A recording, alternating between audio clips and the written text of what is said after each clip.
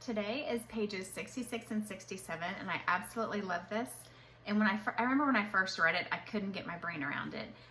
The power of polarity.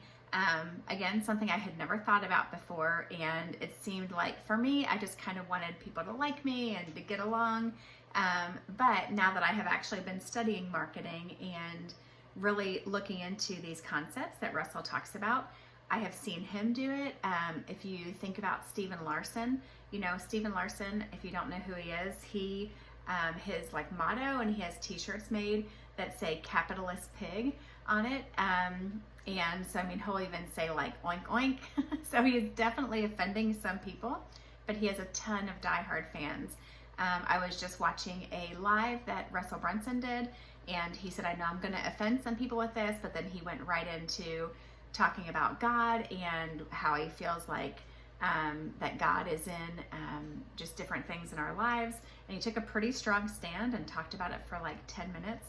And when you do that, you are dividing people, and you're going to have some people who never want to listen to you, but you're also going to have people who absolutely love you for taking a stand, and because they love your rallying cry, and they can get behind what you are sharing. Something else that blew my mind when I first heard it months ago in this ClickFunnels space was, if you have not offended anyone by noon, you're not marketing hard enough. And I was like, I don't want to offend anyone. I just want us to all get along. But I can see that, the power in that. And I am thinking about my own message and thinking like, do I have a polarizing message? I'm not really sure. That's probably something that I need to work on some more. I can see that some things that I do talk about God. I talk freely about my faith. So it is true that is going to offend some people. But I'm looking more at my marketing and thinking, is this strong enough that it is polarizing? Definitely this part of the chapter hit me more than any other ones, because it's the one that I probably am not doing enough of. But definitely something to think about. And then the very last section on 67, if nobody's talking about you, then nobody knows who you are. It's time to step out of that neutral space and start sharing your opinions. And don't be afraid to share your opinions a little extra loud and bold. And don't worry about the ones that you are offending. For me now, I'm getting ready tonight to work on some emails. And as I'm doing my emails, I'm gonna, in my mind the whole time, have my dream customer.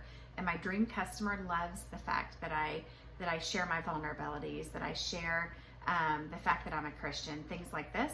And that's who I'm writing to, and that's who I'm speaking to when I do these things.